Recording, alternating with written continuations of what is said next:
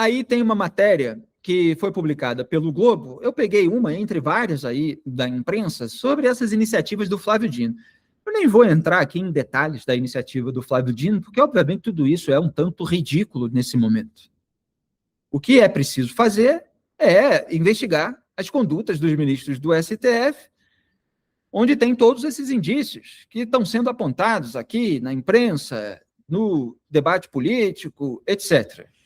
Não é ministro do STF ficar falando em novas regrinhas para ver se, daqui para frente, vamos fazer assim, etc., e fazer com que o pessoal esqueça toda a sujeira que já apareceu. Então, você tem a notícia dizendo: Dino defende penas mais duras para corrupção de juízes, afastamento imediato e tipo penal para quem dificultar investigação. O ministro afirma que mecanismos atuais são insuficientes diante da gravidade dos casos. É mentira. Os mecanismos não são insuficientes. Já existem penas duras para corrupção.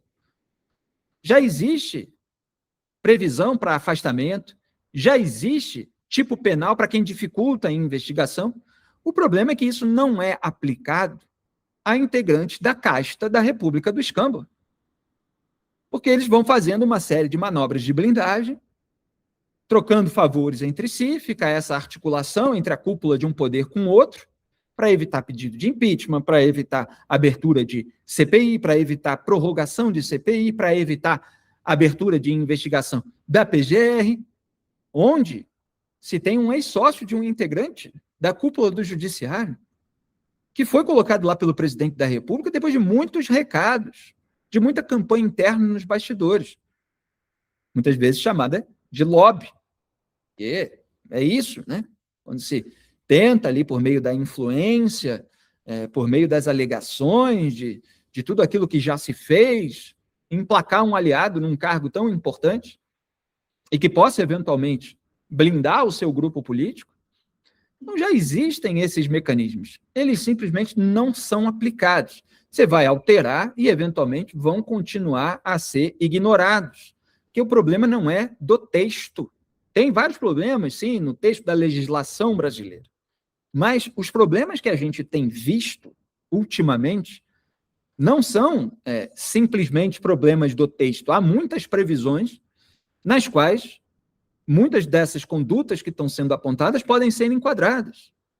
O que acontece é que se ignora o texto. E aí eu tenho que lembrar a frase que eu sempre lembro, do Erasmo de Roterdã, teólogo holandês do século XVI, em que ele falava, não vou pegar aqui, eu cito de cabeça, em que, num Estado bem ordenado, um número pequeno de leis já é suficiente se você tiver um príncipe e magistrados honestos.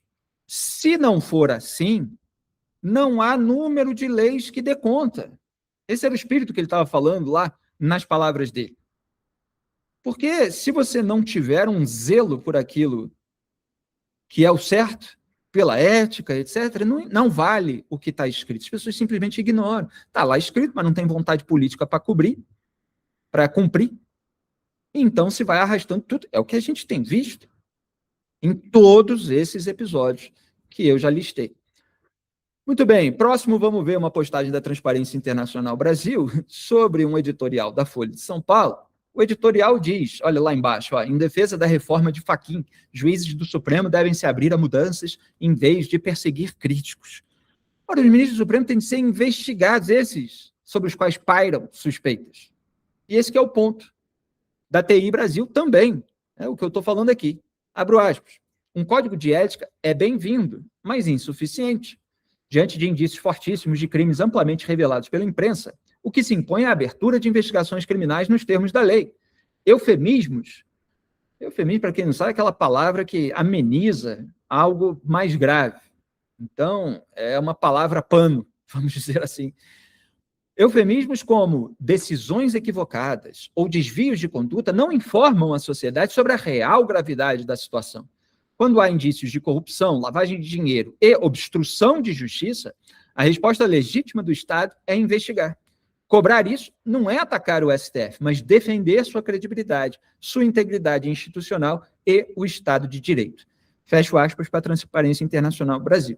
Então, citou aí indício de corrupção, lavagem de dinheiro e obstrução de justiça. A gente acabou de ver a notícia do Flávio Dino, querendo ali um aperto no texto do tipo penal para quem dificultar a investigação. Ora, isso já existe previsão de obstrução de justiça.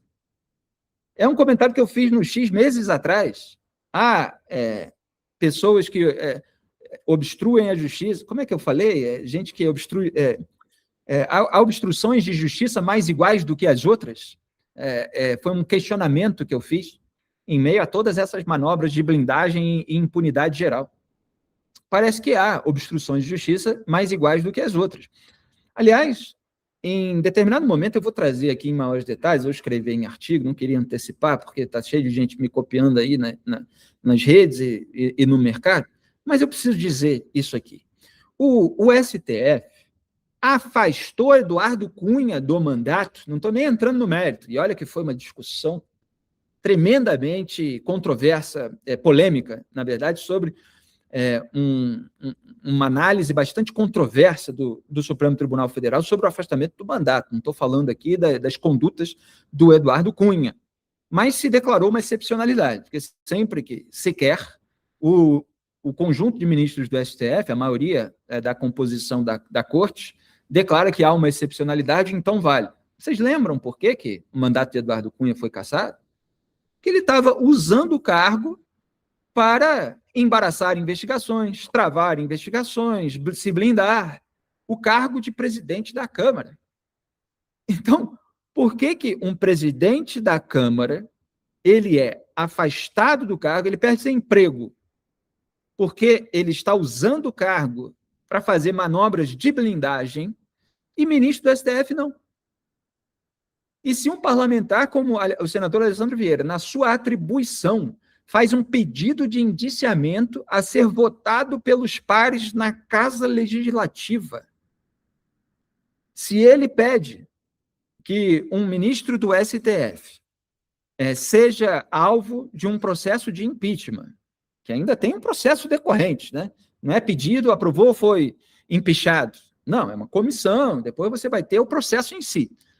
Se ele pede o impeachment, que é para perda do cargo, não é nem sequer para ser preso, para ser multado, etc., ele vira alvo de uma ação, que eu já tanta retaliação do Gilmar Mendes contra o Alessandro Vieira, é a representação na Procuradoria-Geral da República. Mas o Eduardo Cunha perde o mandato por decisão dos ministros do STF.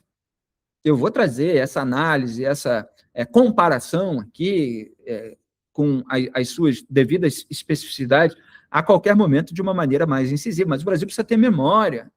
E eu estou aqui fazendo muitas análises para lembrar, olha, nesse caso fizeram isso, agora falam isso.